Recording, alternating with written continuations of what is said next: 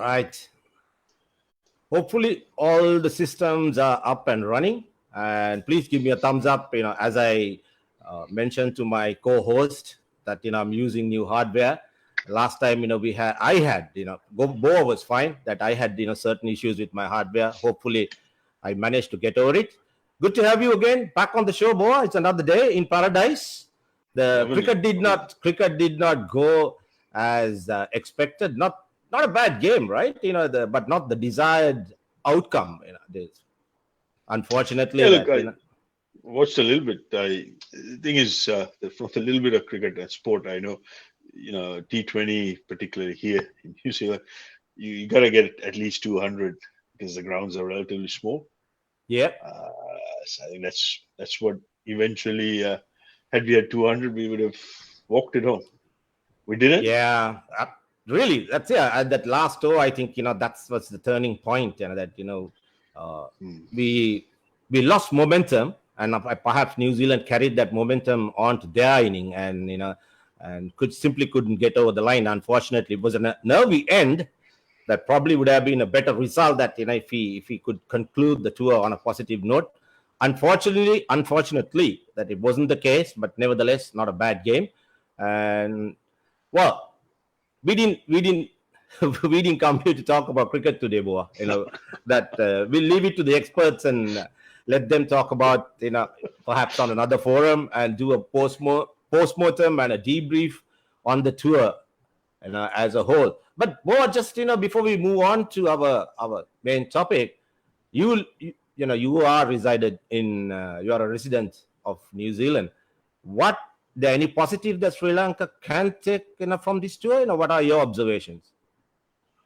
Well, putting my high performance cap on, you got to compete, you got to contest in every facet. So I guess the games where things are very close and competitive, you take that as a positive, you analyze that, and you learn from it. And hopefully, you can do it better next time, so you can get across the finish line. And I guess just playing time in these conditions, acclimatization, and then actually looking at how people prepare and play in these conditions. So all those things quite invaluable. You just got to bank it. But at the end of the day, in high performance elite sport, it's all about results. It's about the outcome. So there's a few games where we got a bit of hiding, but you just gotta learn constantly. But you can't be learning all the time. You got to apply those learnings and pull out the result. So there's probably a few positives there, but got to win. That's the bottom line. You gotta deliver the goods. Yeah, I think a little disappointing, from a cricketing perspective, and we had high expectations, when we visited New Zealand, thinking that we probably win a couple of games and get automatic qualification for the World Cup, which did not happen, unfortunately. And then from there, we had a good start for the T20s and went down the second, and again consistency. Couldn't get over the line, the last ball, but quite a few exciting matches. The good first test, but a good start, good end. But at the end of the day, I mean, no point talking about in the history. Nobody will say that it was an exciting finish. People will look at the end result. So it matters, and the history will say that New Zealand won the series and Sri Lanka lost. That's bottom line. I would say that we were a bit ragged. Going back to coming to our conversation, we were not dragged for sure. That in New Zealand, I don't think that was the case. But Boa, that quite a few interesting comments that I had over the past few days. Since we spoke about that we're going to talk about this very intriguing subject in Sri Lanka, perhaps a burning. There are lots of burning questions about it, and ragging. That's what we're going to talk about in all social platforms. People, the moment you use the word ragging, people will try to associate that with universities, schools, and that's it. And nobody talks about beyond that. And perhaps people don't know what actually what is going on at school level, and perhaps in your professional life, that. Then that it's so on and so forth. It happens in all forms, all walks of life. But I know that you did a bit of research on it. Can you enlighten the people who are listening? Where did it all start? I have no clue where it started. I must tell people I am a victim of social ragging. At all forms. Whilst playing cricket and in school, after leaving school, getting into professional life. I have had my share of experiences when it comes to ragging, and I always thought that this has to be stopped. At some point, this can't go on, because some of the people who have written to me have said that it's not common in countries like USA, and perhaps I'm not very sure that what's happening in Australia and New Zealand. I don't think perhaps it happens a little in England, but not to the same extent that what is going on here. Boa, please enlighten us where this all began and why it happened. In your view, what was the cause? What are the reasons behind it?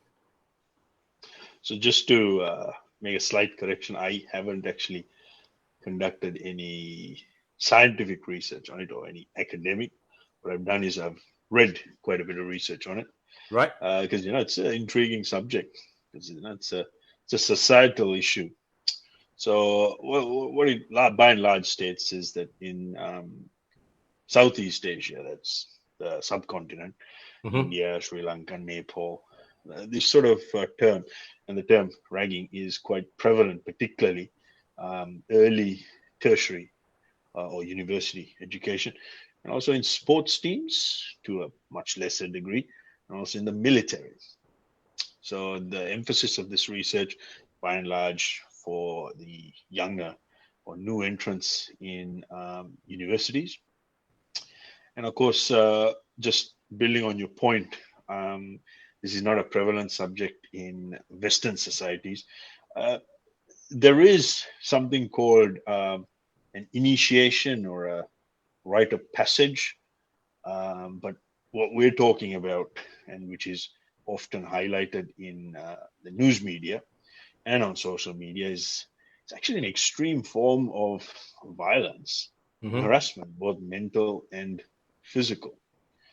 So this obviously has been brewing, and it's been normalized to a certain degree, where people who, particularly new students going into universities, they can expect this to be part and parcel, and it's almost like it's formalized as part of their initiation or indoctrination into universities. So what we hear mostly in the news media, some of the most extreme cases where people end up permanently disabled, sexually violated, verbally and physically abused, extreme forms. And so it's almost like the people inflicting this it's almost like some kind of mental health issue, where they have a mental illness, that it is almost that they're given right that they have to inflict this type of torture and harassment to these younger students. Historically, it's difficult to put a finger on where all this started. There's no written evidence anywhere to suggest that, but by and large, this is something which has started in universities, particularly where the class and societal divide exists, where people, students from lesser socioeconomic backgrounds, they feel that this is a tool of empowerment, where they are in their senior years, they can inflict this sort of thing on some of the younger students, particularly those coming in from urban and suburban households. So it's a bit of a complex issue, CS. It's very difficult to put your finger on it. So I guess we'll try and garner in this conversation is look at, some of the facts and some of the things we know, some of the figures, and also let's look at different angles on how this has come about, where it stems from. Most importantly, something what I'd like to think which you and I are good at, is come up with some solutions on awareness on how we can actually get rid of this menace. Very well said, Boa. You made a very key point there. That people, especially in this part of the world, as you rightly said, we have accepted it like a part and parcel of life. That you are expected. You go to university, you go to school in in certain sporting platforms, that they say, okay, accepted. You get ragged and you move on. That's so. What we are trying to say is that, as you rightly said, as you go on, we'll discuss about it, and it's simply not acceptable whether you do it, for whatever the reasons, like reasons, that the people, how the seniors trying to emphasize the fact that their superiority on the juniors, or whatever they have in mind, that should not be the case. That's what we are trying to talk about, and you can't put a finger on it where it all started, and for what reason we don't know. So we feel that you rightly said that that perhaps the reason being that people are trying to make it a point and say that well, this is how we show our superiority, by ragging your juniors. That's which is unfortunate. There's a very interesting uh, note that was sent to me by Gajendra Lianarachi. By the way, good to have all those people. Aruna, good to have you on the show. Boa, just very quickly, I'll run through what Gajendra has written. Ragging in SL unis are primarily on the social class system. Yes, you mentioned that. This provides the foundation for the socialist political ideology. The essence of the message is inequality, which they engrave on students who come from rural, impoverished backgrounds and stay in the uni hostels. Wow. They believe students mainly from Colombo and middle class have unfair advantage in the future, and ragging is the method to diminish such advantage at least the first year. Of course, they dominate them throughout uni life through thuggery. That's that's one another point. That's where it leads. That I think just this whole ragging thing eventually, I think leads to thuggery as well. That's a point that we must always keep an eye on. They know this is temporary advantage, as after completing the degree, the middle class students get better job opportunities, and the raggers satisfy their inferiority as much as possible in the first year through ragging. Of course, in between, some use the rag session to reach girls and have fun, which should not be considered in the equation. Overall, this will continue, as the students who complete the same degree will never achieve the same success in society or in the career due to the class divisions. There are a few exceptions, but that cannot be generalized. Nicely summarized, I think, what we spoke about. And there's thuggery.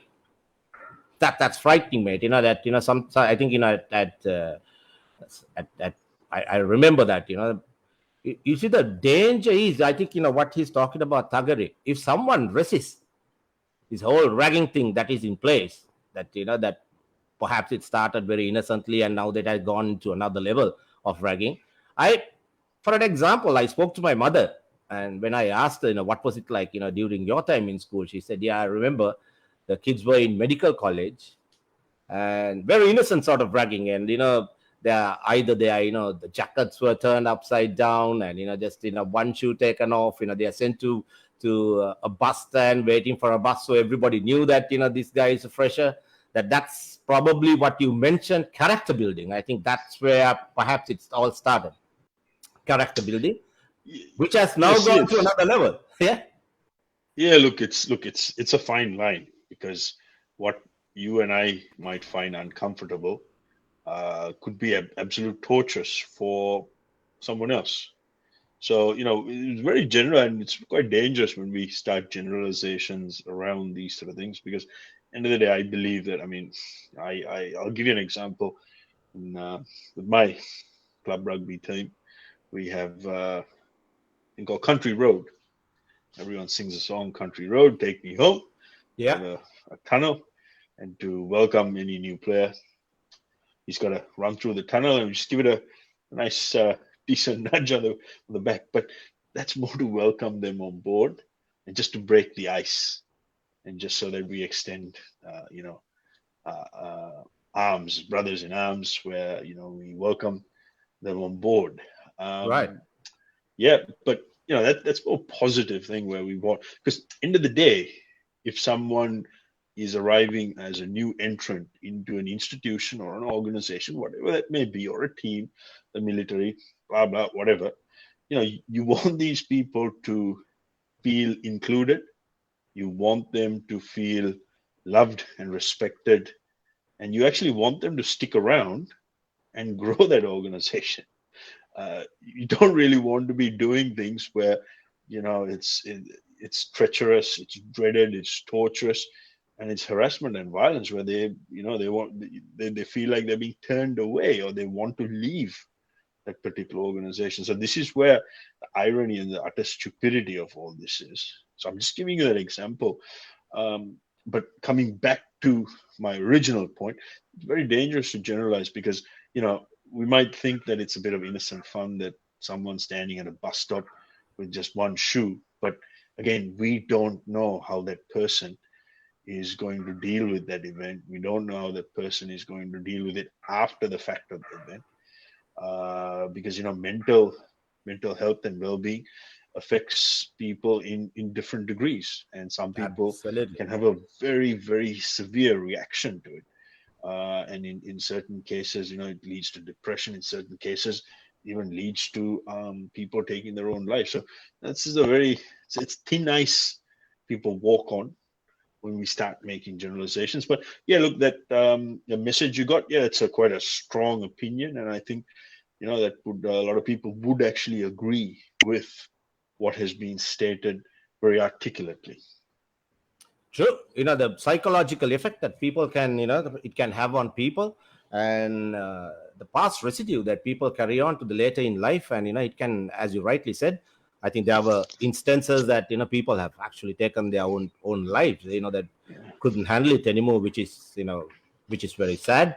And as Gordon has written to me and said, it's a criminal offense and it has to be dealt with. I don't know. We'll talk about it. And I don't know whether if someone, someone listening, and if we can, Aruna, someone can tell us that, what legal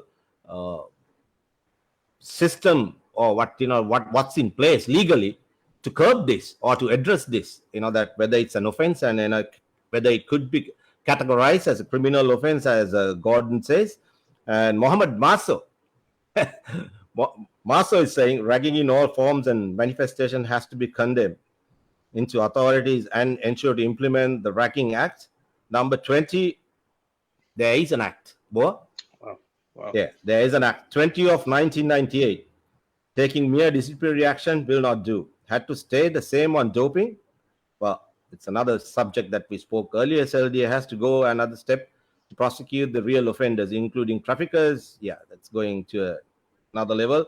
Ragging show low level of thrills. Even bright sparks have even declined universities due to fear of being ragged. Yeah, that's another point, isn't it? Some people probably the people who are deserving to be there don't want to be there because there is severe ragging is taking place. I know that as we said that in certain platforms where sports is concerned, probably some of the good players have dropped out who could have with enormous talent simply due to the fact that can't actually get on with the ragging in place, and that's say thank you very much, don't want to be a part of it. That's it's really scary. The so that this is what that this is why that I thought that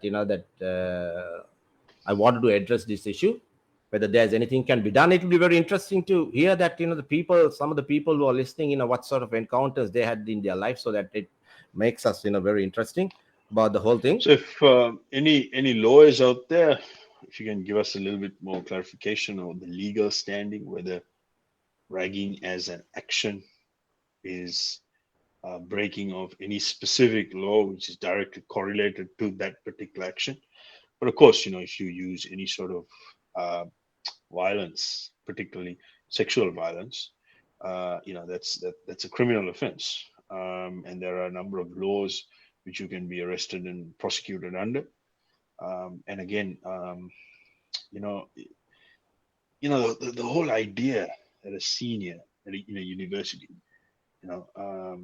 trying to inflict this sort of inhumane harassment and torture on younger entrants, new entrants, who are, by and large vulnerable, very, very vulnerable.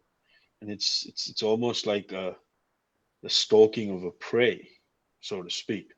The psychological trauma, which will probably be left on some of these people, and they'll probably carry it for the rest of their lives. So from a mental health well-being point of view, as I said before, because different people respond to mental trauma in different forms and shapes, and this is the unseen side of it, CS, which we can't actually calculate or we can't actually measure. I mean, I was never intelligent or good enough at memorization to make it to the local universities. That's why I migrated. But I can tell you, having attended a couple of foreign universities, both at so I beg your pardon, at undergrad and postgraduate level, no such thing existed at the universities where I attended. And, it was a more case of being welcomed with both arms, which I think is the culture we need to, or a counterculture we need to start cultivating. And I think as this conversation carries on, we'll get into some of those things, because as an educator, what I look at is how can we break this vicious cycle? What are some of the frameworks we can use? What are some of the practical aspects of awareness and education around this subject? And how do we break this vicious cycle? Very well said, by Tina. That's as you rightly said. Then, as Aruna says, very complex issue. As Boa says, it's a social issue associated with high moral ground for some inferiority complex.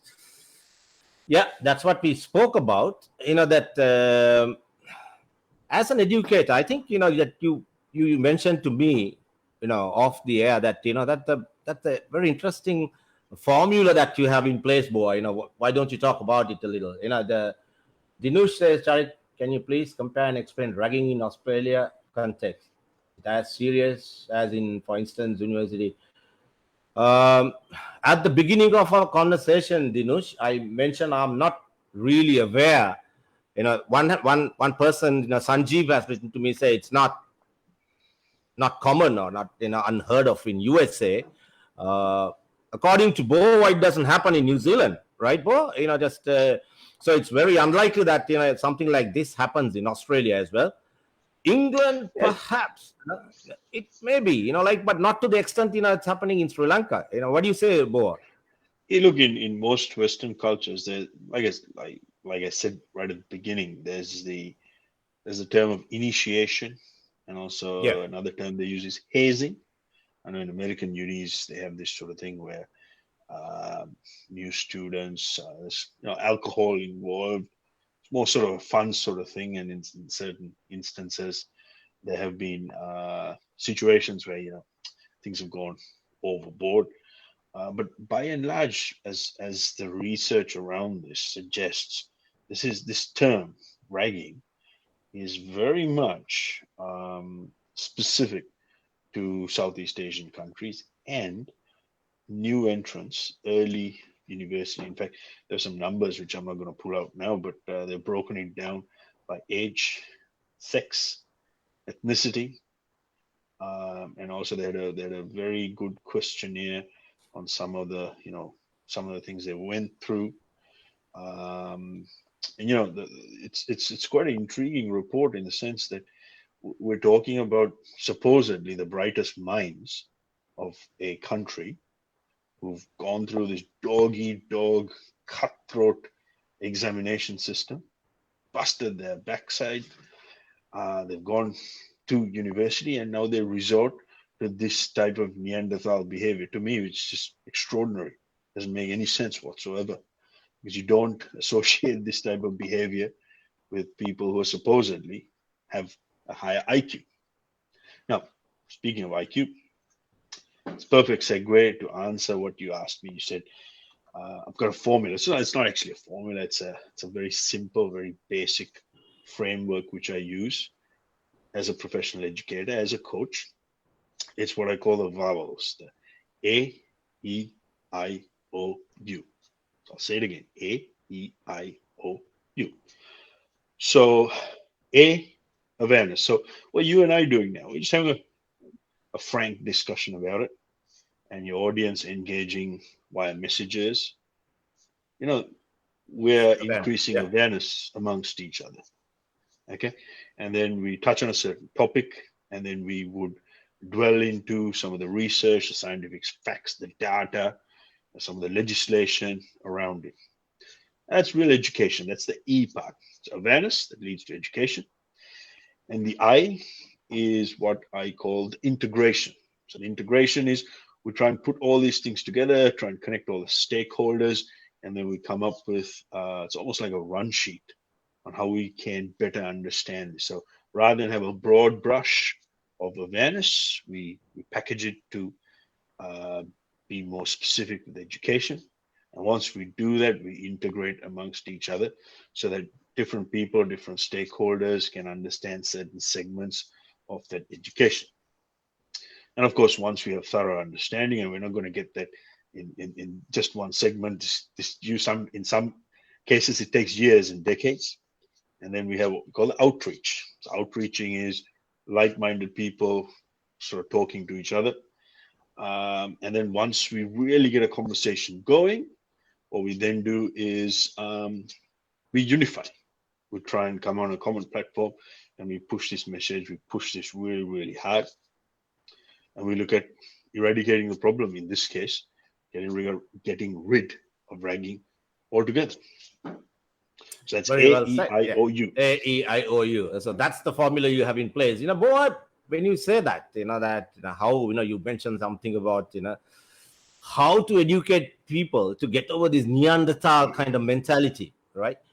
I remember, there's a personal experience I had, the time that I was playing school cricket, that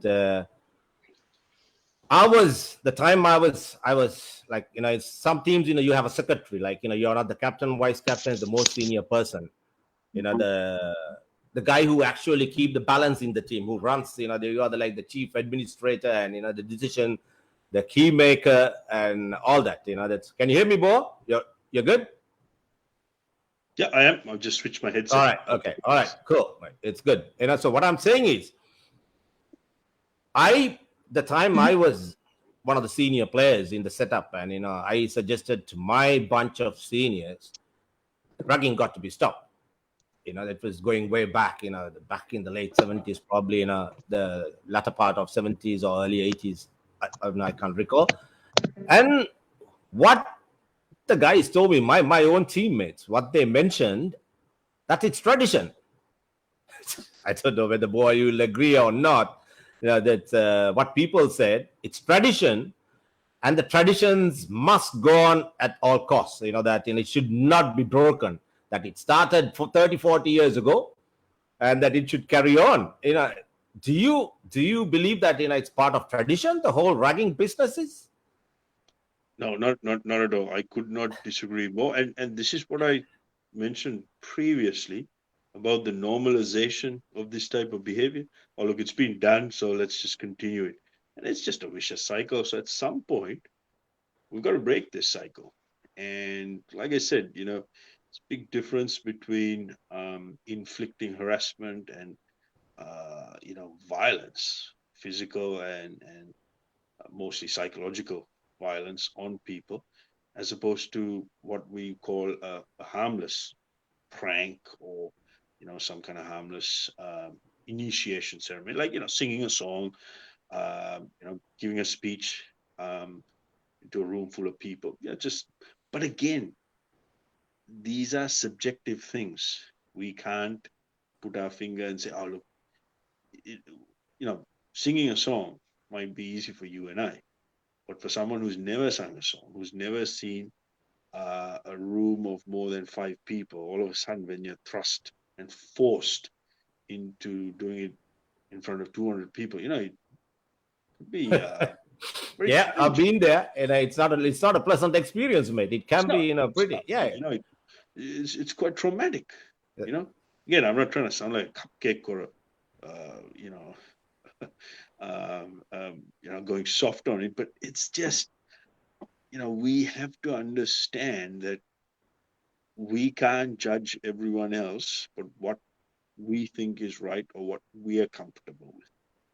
What I'm comfortable with and my pain threshold could be a lot more than yours, or yours could be a lot more than mine. But it's the wrong thing to do. So again, we need to have a bit of a grown-up, educated conversation around this. And my question is, and I'm going to throw this out to the audience: when do we start talking about this? Do we leave it till everyone becomes an adult and leaves school, or do we start talking about this from young teen years, and we actually come up with a program where we can AEIOU, awareness, educate mostly our younger generation, so that once they come into this situation, this no longer exists as a problem. So where do we start, guys and girls? Very well said, Boa. I think Dinush, I hope someone from Australia will. Usually, we have a lot of listeners from Australia, maybe because of it's a Easter weekend that people are not online. I can't see. But as Sanjeev said, good to have Sanjeev. By the way, good to have you on the show. I've heard of ragging in US, but I've not heard of ragging in USA in my 32 years here. Doesn't mean it's non-existent, but obviously rare. There is a haze, can't see that hazing with fraternities, but it's illegal in several states. There you go. So that there's a legal system in place, so that you cannot do it. That's if you do it, you'll be taken to task. And as what Dinesh says, let's say what Dinesh says. Our people in SL have mistakenly used induction as ragging. Interesting point, isn't it? That induction is not ragging, isn't it, Boa? It cannot be. How you, it's a vast subject, induction. How you. It's a very fine line. That's the whole thing is, but introduction cannot be ragging. I think that's what I feel. So, I agree with Dinush. Yes, let me just interject there. I gotta make this point. So now, induction, for example, now you start a new job at let's say 3M, right? Very large listed company, multinational. They have a proper week-long induction for new employees. It's probably structured. That's more to do about ongoing operational procedures and the what and how you can do your job around particularly health and safety. That is a formal piece of it's a formal education piece toolkit, beg your pardon, when people come on board. So for example, you can have, you join the Navy, join the Army, whatever, you can have a 24-hour or 48-hour induction. Yeah. Trying to misconstrue that is completely wrong. It is inaccurate. And I guess the point I'm trying to make is, again, we go back to what I said before, this whole normalization around this behavior, saying, oh, look, it's first day at uni, they're going to do this, they're going to ask you to take your socks off and hang it around your ears, and you're going to have to take your shirt off, whatever it is, whatever the stupid nonsense there. And it's normalized, and everyone's prepared to sit back and say, it's okay, it's been done for years on end, it's probably good for you, so just do it, get it over and done with. And no one's actually prepared to do anything about it. So no, it's misconstruing it with induction, I think, has probably little to nothing to do with it. It's just more a case of just not being quite right up here. I think that's my plain take on it. True. Sanjeev has another brilliant point. There is bullying in junior schools, but again, very well controlled through educating and laws to prevent that. My 2 cents is that the more educated societies, communities in general, lesser these things are. Exactly. But unfortunately, there are systems in place in other countries, and whereas we don't, and it's as long as people have accepted it's normalcy, or that part and parcel of life, that this is not going to stop. And so what we have established so far was during this conversation, Boa, that it's not tradition. Traditionally, that ragging cannot be accepted as part of tradition, and it's not induction. And bullying is a different whole, like a different ball game altogether. Bullying should not have anything to do with ragging at all. Ragging is a relatively, completely a different term, which is not accepted in a meaningful society cannot happen. I think this is where, as a nation, we going, we go wrong. That we have this mentality, that superiority complex, that the juniors come, you got to rack them, and the juniors go above you, and that they are mentally scarred for the rest of their lives, and that some of those guys, rightly Gajendra said that they drop out, the middle class kids overtake you, is that perhaps they feel their only opportunity to show their superiority is like as seniors, when a guy walks in as a junior and just go hammer the fellow and I just break him. I don't think that you build character. Very few people have been actually gone through uh, ragging and come out better people. Seriously, Boa, to tell you, I don't want to mention names. Sometimes when I see some of my teammates years down the line that who were subjected to severe ragging for whatever, that some guys resist, and then the seniors get together, and that's where that Gajendra was talking about, the thuggery comes in. You forcibly get ragged the guy, and that becomes physical abuse, and at some point it can be sexual abuse, which is dangerous. That seriously frightening. And now my point is, Boa, how do we stop that? I think, and also I want to ask you, ask some of the academics, like your master in charge, or like your coaches. uh, I mean, I know it's a very very sensitive area to go to walk in. I think some of those guys are also equally responsible. That when you ask your kids to get up and sing in front of 30, 40 people, and a guy who can't sing, and that will probably, without building his confidence, you perhaps will destroy the guy's confidence, because guy can't sing, mate. That's not his forte. He's there to play cricket. That's how you address it. It is very very sensitive, boy. How do we, as a society? I think most of the parents are not aware of it. They don't want to discuss about it, and even when we talk about it, probably they don't want to listen to it. But we need to get this message across.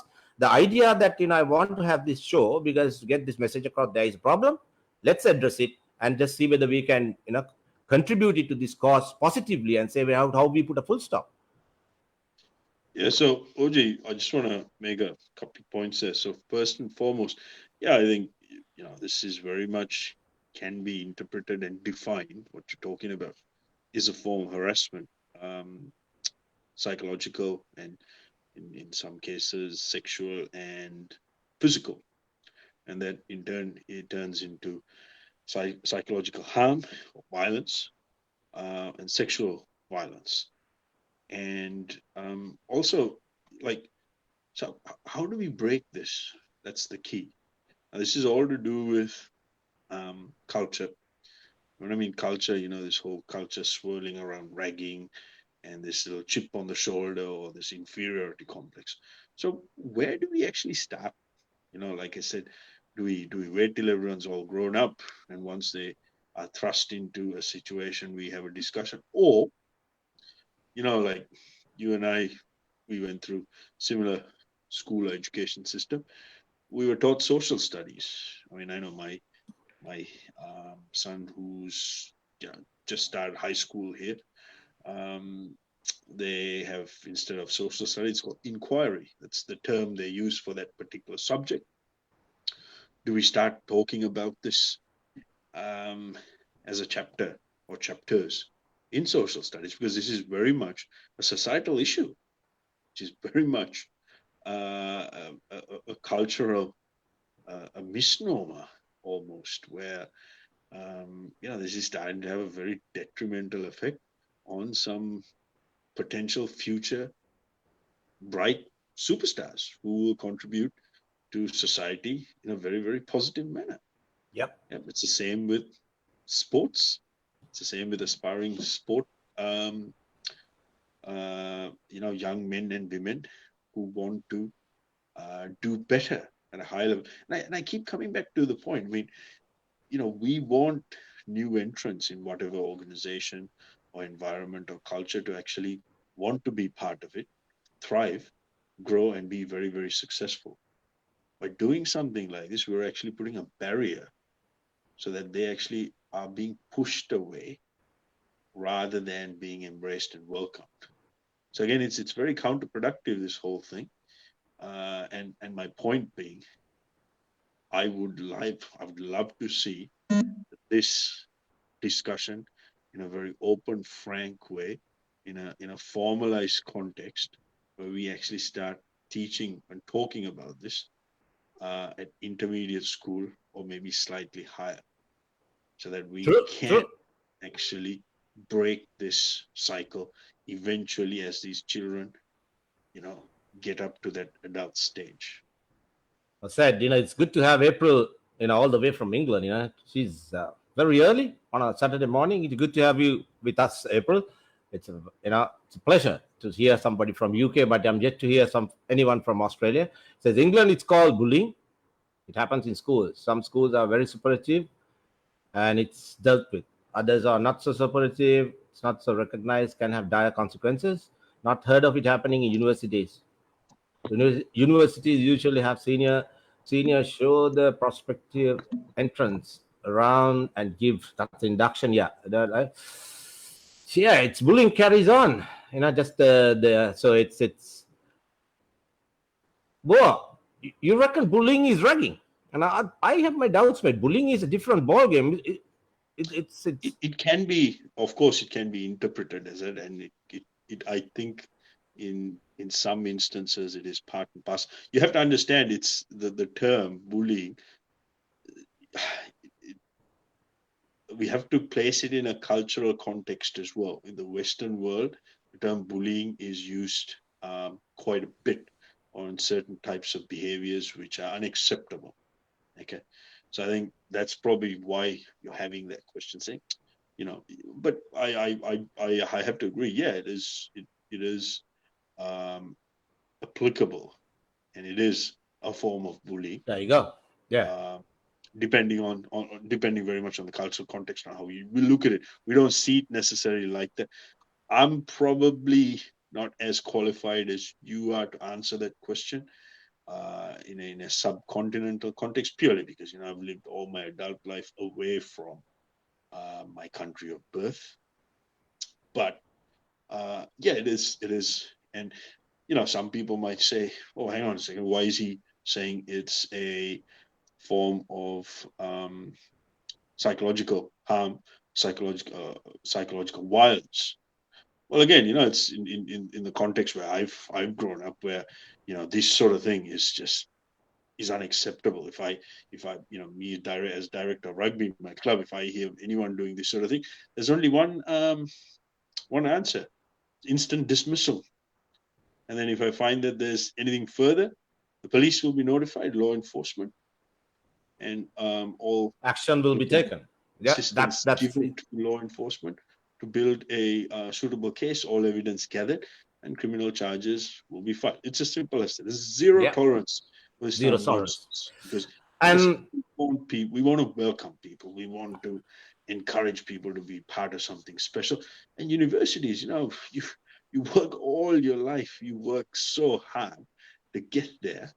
And in some instances, you're denied by some moron who thinks that he or she has some superiority over you purely because they've been there a couple of years longer.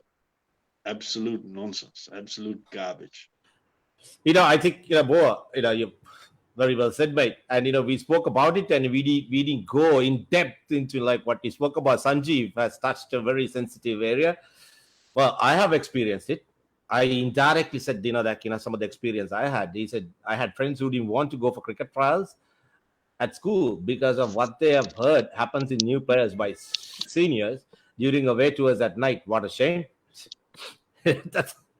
I think there's a golden rule that we often that we speak about what happens in the dressing room that stays in the dressing room. So that you don't want to talk about it, but it's obviously some people are aware that what is going on inside the dressing rooms, and perhaps like what happens off the dressing room, which carries on later on into their life, and you are depriving good players of coming into sports. Sanjeev, you're absolutely right, mate. I can assure you, I know quite a few players talented players who gave up sport due to ragging, and that's spot on. And Dinush says, not sure if you are aware of the incident that took place almost 20 years ago at Uni of Sri Jadumbra, where a student who opposed ragging was beaten to death. That's thuggery, mate. Ovi Samantha, he simply opposed the act of ragging. Those raggers did beat him to death, unfortunately. Dinush, a question that, as Boa said, was any action taken? And that's murder, mate. That's we're talking about. That's criminal. That's manslaughter. What action has anyone taken? Any action about it? Or is it swept under the carpet? It's good to know. I mean, this is the kind of thing that why we have this discussion to prevent it. Young life. Who's responsible?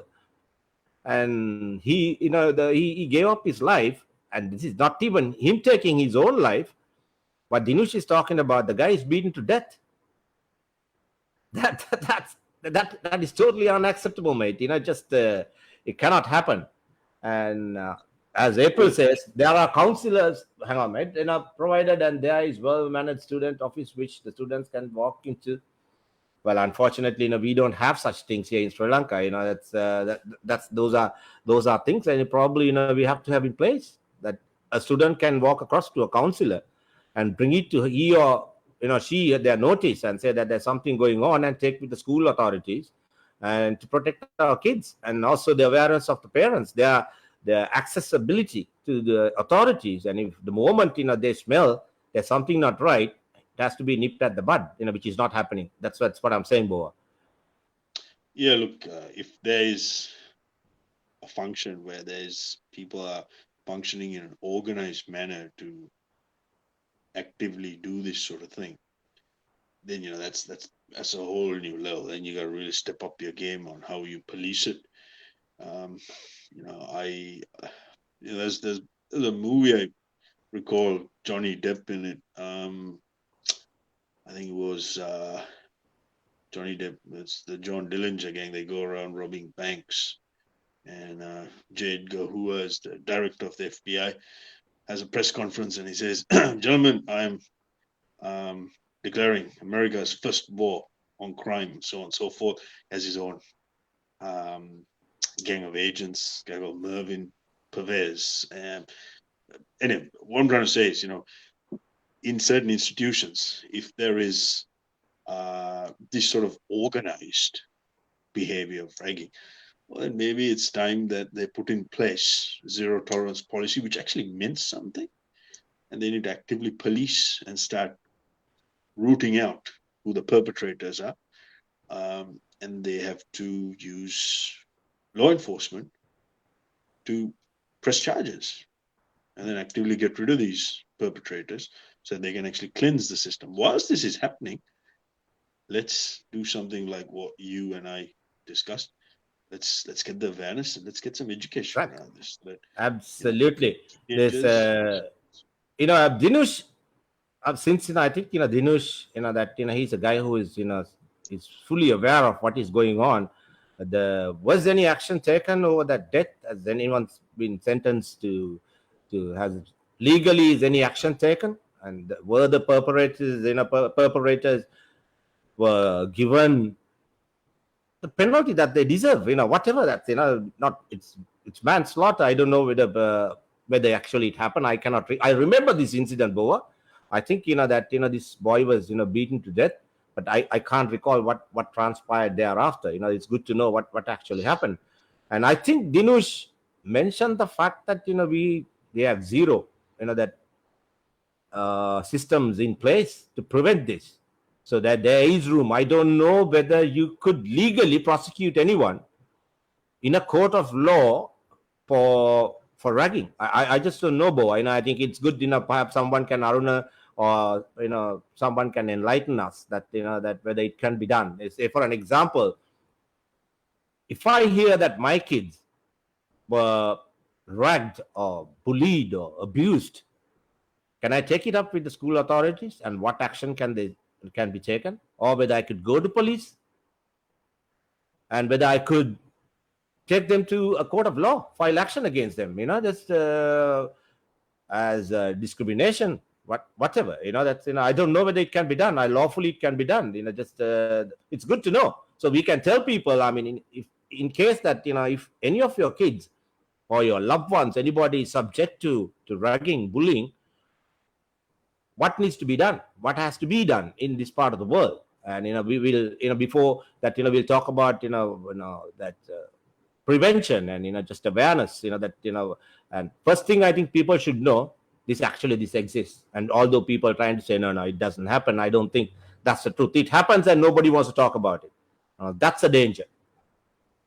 And everybody, like most things in subcontinent, just plain obvious. You have to have blinkers on, colored blinkers on, to deny its existence. It's there. So, well, guess what we're talking about? I think any lawyers, any legal eagles out there on the chat, if you can send us some information around, yep, this is the act, this is the piece of legislation which perpetrators who administer this sort of thing, they can actually be charged, they can be tried in a court of law. Maybe you and I, CS, we can put all this together and just create a little awareness document, float it out there. And then if there's any trained psychologists out there, you can probably throw your support behind this as well.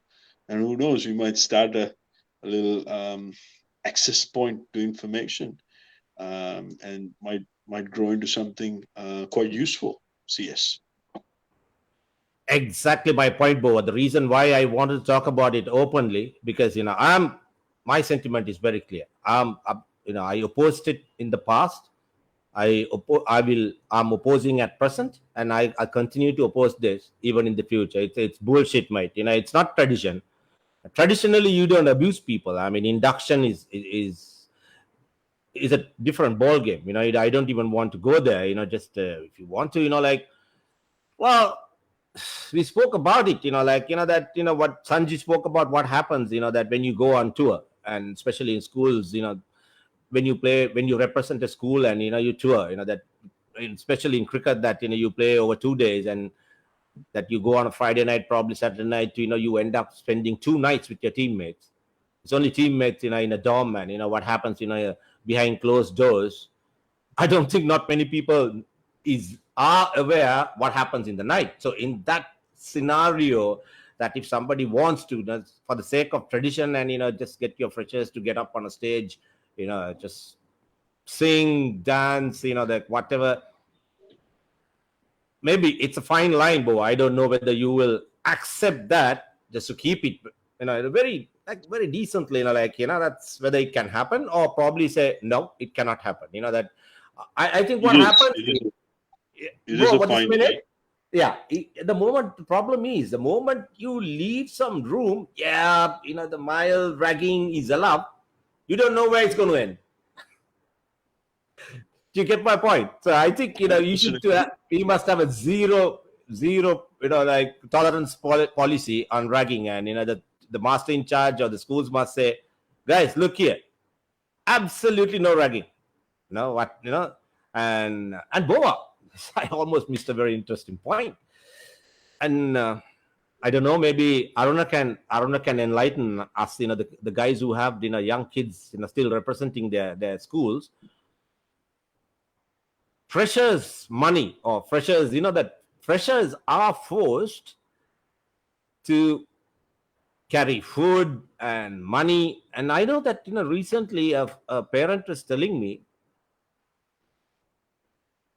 from a very respectful a leading school in Colombo, was asked to bring 10 pizzas, mate, as a fresher.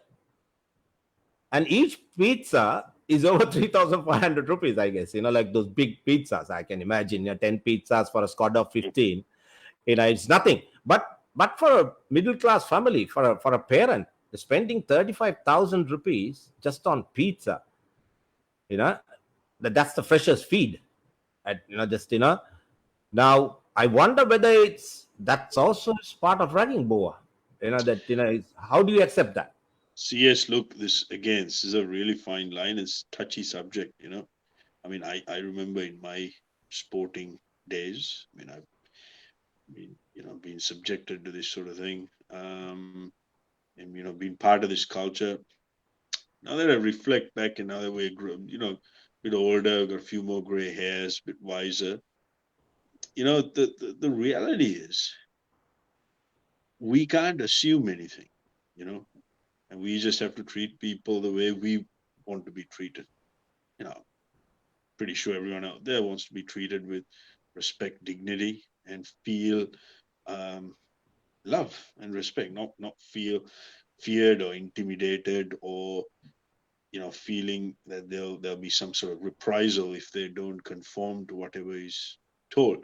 So I think the simplest answer to this is that get rid of this thing, just completely wipe it out. Um, you know, we want people feeling welcome, and you're right. I mean, for someone to fork out 30 plus G's, big ones, just because their kids are fresher, that, and to me that tells me that is a really bad social construct for whoever these senior players are.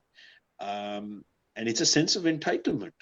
It's now that itself, it's harassment, because you're actually harassing a junior, forcing them to bring food or beverage to the value of X, because they're in a slightly lower position of power or having no authority than you have. And the reason you're doing it is because that's how we've always done it. So we need to keep this tradition going, which is an absolute load of rubbish.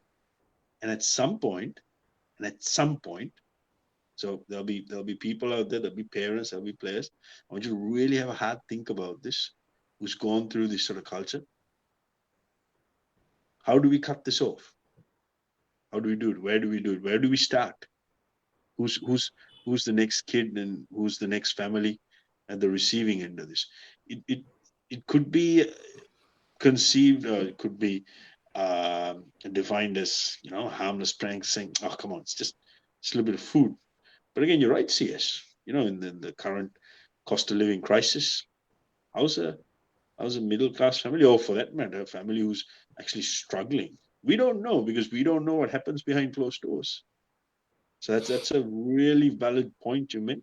That's a very thought-provoking question. I think people on the chat, please, what do you think? It's bringing a pizza, is that acceptable? Yes, no? 10 pizzas? Well, certainly. Mate, honestly, that kind of money, I wouldn't be able to afford 10 pizzas. So, yeah. I just say it's mind-boggling, mate. That's 10. It's the pizzas are not cheap, mate. The poor fathers, poor parents must be having nightmares. We're in the food business. We need to start cooking pizzas. I know. Just start introducing into this in the whole culture that we should cook. We should introduce a new pizza, freshers pizza, and give 50% off that that everybody can buy, and give it to their respective teams or whatever, coaches, master charges, and give Dane, like that's like an arms giving, mate. Like what happens in Sri Lanka. It's absolute. I think yes, like for all our listeners out there, I mean, there'll be parents of young players. Look, you've just got to try and curb this in whatever form or shape you can. I think that's what I'd be doing. I mean, if I had a young child who was being subjected to this sort of pressure and this sort of harassment, I know how I would react, or how I'd want to react. But we've just got to make these changes in any form or shape possible, in any way we can bring about this change. Because the more people who actually actively, beg your pardon, start making these changes, it's all these little changes. The millimeters keep adding, they become centimeters, become meters, become kilometers, so on and so forth. So whatever change you can bring, make people aware, educate them that this is wrong. And I think, things will start to change, I hope. Yeah. The other point that Aruna has, expressed that, parents will go to any extent to ensure that the kids are in the teams. So, what if some parents are? This is a problem. Some parents will oppose it, and some will go to any extent that the guys especially have money and say, okay, what's 30,000 rupees? I want to see my kid playing there. So that's people compromise. Their values that it cannot happen. All must stand together. Otherwise, this thing is not going to happen. The danger is what people don't understand or realize that you probably you bribe senior players, you bribe the team management, and get your kid in. It's not going to do any good. It will do more harm to the kid. Perhaps the kid is in a place that where he shouldn't be for all the wrong reasons. That you'll do more damage, and the kid will eventually will drop out for the for the prestige of playing for the school or whatever, and it's not going to last. And very few people will continue. I think previously we spoke about it, Boa. That all these kids who represent sports in schools, it's cricket, rugby, and play at the highest level, big matches, blah blah blah, and only 2%, apparently it's 2% that continue to play higher sport. All are, the rest 98% end up being dropouts.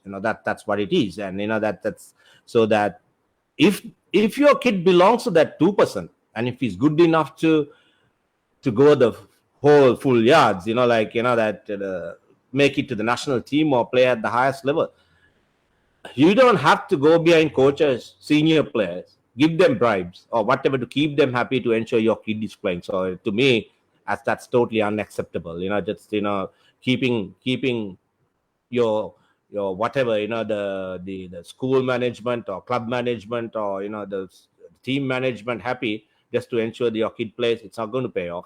You'd rather do the right thing and be fair by all kids. And also the other thing that that which people are now talking about, what is happening at university level. The universities don't function, Boa. The guys after time, utter chaos. The commotion that goes on, and you will see the kids in university for years and years. And every year you perhaps will see a new batch coming in. So just imagine the frustration of the guys who have being in the university over a period of time. Apparently, some guys have been there for over 7-8 years, and the frustration these guys have, and when they see that fresh meat coming in, then they are like vultures, waiting to jump on that the likely the victims. That's we have massive problems here, mate. That's which we need to address. That is, you use the term vultures and meat. That's actually quite an alarming analogy, and that's actually quite a sickening mindset. Now that's it's a mental disease. If you see young new entrants coming into this great educational institution, and if your sole job in your mind is to go and pick on them so that you can enforce whatever misguided philosophy or power trip that you think you're entitled to, you don't belong in a university. In fact, you don't belong in any other institution than a mental asylum where you need to get counseling and help. That's my straight up take on it. And look, the other thing I gotta say is, we've now got to start questioning the education system which exists. Because I've been a big critic of this. I've spoken to you a number of times off air about it. We live in the real world. I've had a number of businesses. I've been a serial entrepreneur pretty much most of my adult life. Created businesses from ground up, and sold them to large multinational conglomerates.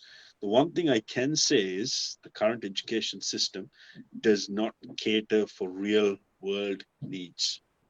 Most education systems which are based on the premise of memorization, memorizing information and writing on, like you and I, we went through that whole system. We weren't very good at it. Maybe you were, I certainly wasn't. And that needs to be replaced by critical thinking. Yeah. And that's going to be a game changer, because we need people who can think critically and apply their resource and mostly what's up here to the problem at hand. And that's how you get stuff done. That's how the modern day world works. And of course, now information is a commodity, going back to the whole idea about memorization, because, if I wanted to know what the weight was of Apollo 13, which went to blah, blah, blah. All I got to do is just go on Mr. Google or use ChatGPT and I get the answer. Yeah. But when you and I were there, we didn't have any of that. Absolutely, man. We'd have Yeah. to use the encyclopedia or piece of paper. And anyone who could memorize that and regurgitate it correctly, you're the man. Yeah. But unfortunately, that system hasn't changed. Yeah. So that's left a few remnants because anyone who thinks that they're superior at memorizing and gets to university, climbs the ladder, they probably feel a little empowered and they have this fake armor plate where they can go and flex. So the point I'm trying to make is if we change that, scrap that system and reward people on critical thinking, we might actually attract some really, really, truly smart people who actually might shed all this nonsensical BS and actually focus on what they're actually there to do. That's just my take on it. Well said, Boa. And I actually, I had my doubts whether that, that it's. I picked on a subject that is close to my heart, because I have experienced, a lot of. I would say I was a victim. I'm not scared to admit it. That certain things that happened in the past, which I still carry those memories, mate. That's I'm still trying to come to terms with what transpired, and all I have to say is that if I'm the time I was a senior and if I have misused the power that the privileges, whatever if I've done something to someone, I am I regret it very much because looking back and there's nothing to be proud of. But all I can say is that even at that time that my intuition was this is wrong. It never felt right. That's I think it's inhuman at the end of the day. That you are taking a piece out of a fresher or another human being, totally unacceptable. As you as you rightly said, Poa, they are mentally unstable, and probably they shouldn't exist in the society, and that needs to be addressed. That it has to be stopped.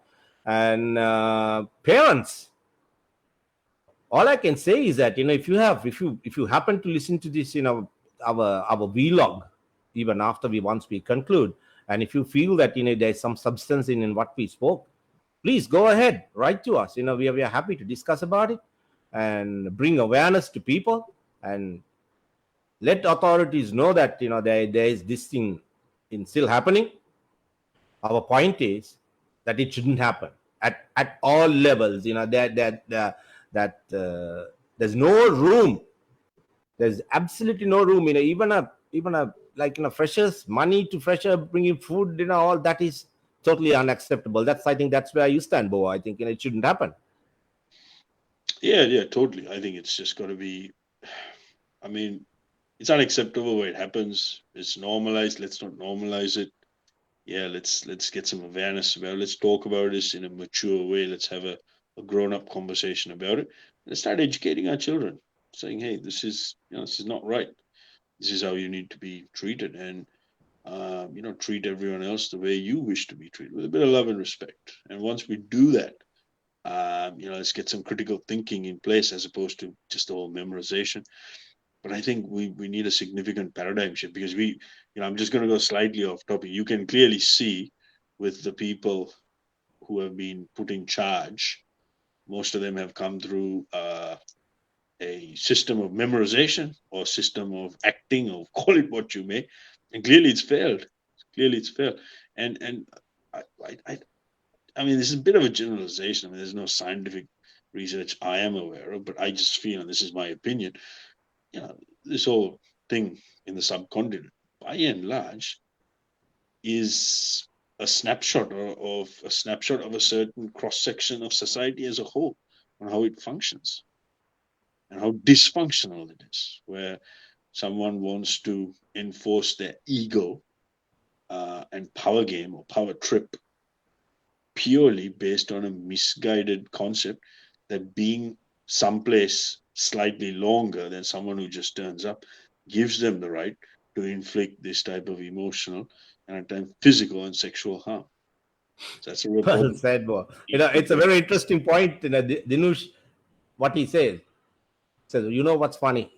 I see a lot of guys who dig rag freshers at universities in my time are now parents. They are now commenting about human rights. How funny is that? You are only realizing that human deserves human rights only when you have kids, you know. But Well, just like anything CS, anything is fair game until it affects you personally. Yeah, that's what it comes absolutely. down to.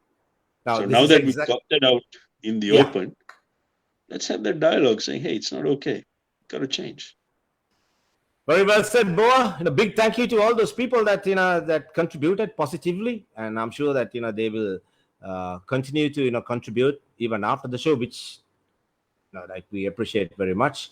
That always the positive the contributions, and then we also learn in the process. And yeah, see, I had to intervene once as my kid was asked to remove his thread on his hand at the college. Yeah, yeah, this is what I'm saying. Like if parents take a stand, and it's just probably these things will stop. And if you stand up for your rights, regardless whether it's ragging or anything else, and if you feel that deep down this is not right, and that if you oppose it with a clean heart, I think it has to work, Boa. This is what I'm saying. I always thought this is not right, not acceptable, and that's my stand. And I think until the day I die, I'm going to hold that stand, and I'll do whatever it takes to see that this thing will stop. Perhaps someday my grandkids, that they will grow up in an environment that there is such bullshit doesn't happen. That free of all these rubbish that is going on, which has not, I don't think that has contributed to our society positively, if at all negatively. That's what I'm saying. That I cannot see a great impact. Where what ragging has done, whether it has whether it's character building or whether it has transformed some kid from negativity to positivity. All what I've seen, the guys who are very positive have gone. It has had a negative effect. There absolutely no positive effect, and some guys live with it. Some don't want to talk about it. Some are scarred for life, and which cannot be erased. So these are not good things. And if I can, Boa, I'll see. I'm not going to stop it. See that with the weekend some laws can be introduced. So therefore, that that we have a system to fall back in case something happens. That you always can. You go to the cop shed. That very simple. The laws that we have are very similar to that the crown court. What the laws you have in New Zealand, Australia, England. That what we have.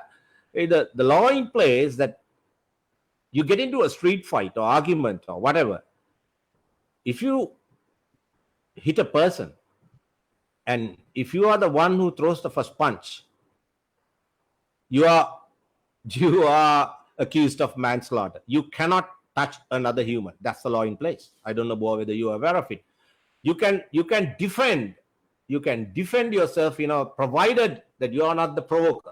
That as long as you are not provoked, that the other guy throws a punch, you can defend. But if you go ahead, doesn't matter what the provocation is, you touch another human, you are dead, mate. And if that happens on a Friday night, and especially, I remember the time I was living in Africa. It's so funny that everybody says you go out on a Friday night, don't get into a street fight. You hit someone, they go to the police station, they put you in over the weekend because they don't give you bail over the weekend, and you'll be produced, only on a Monday morning. And 2 days in prison. And especially if you're an Asian, perhaps you won't come out on a Monday morning. There's nothing left of you. That if you go to jail, there are systems. You see that it's clearly said, do not touch another human. I think it's simply what my point is that the same thing should apply when it ragging is that you rag a person, that you be taken to task. Then that's the day this whole thing is going to this is going to stop. I don't know what your parting thoughts, Boa. To answer your question about throwing punches, first man, I'm a lover. I'm not a fighter. I've kept my nose clean. I save my energy for bedtime with my wife, so I don't even go down that road. Okay. Wish I can say the same, mate. Wish I can say the same. Yeah. But no, you're right. It's, it's I guess some of the lawyers and legal eagles out there, I'll say it again, you guys might, and girls, you might be able to help us out here. You might say, hey, this, there's actually a piece of legislation. This needs to be pushed. And if there isn't, so yes, might be your turn to go in front of a select committee and actually state your case and just regurgitate quite passionately, which I'm sure you will do again. And there'll be probably thousands of people who have been affected by this monstrosity called ragging. And then change will be brought about. But again, I go back to my framework, AEIOU. It's the best way because, rather than just use a band-aid or a plaster, we're actually changing behaviors of people, and it's a generational thing. We start this conversation young.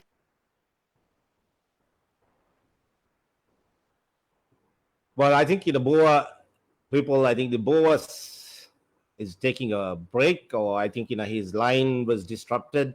So I'm just left alone. And if Boa doesn't come online, people, thanks for being with us. For it's taken 1 hour 16 17 minutes almost that the program has gone on.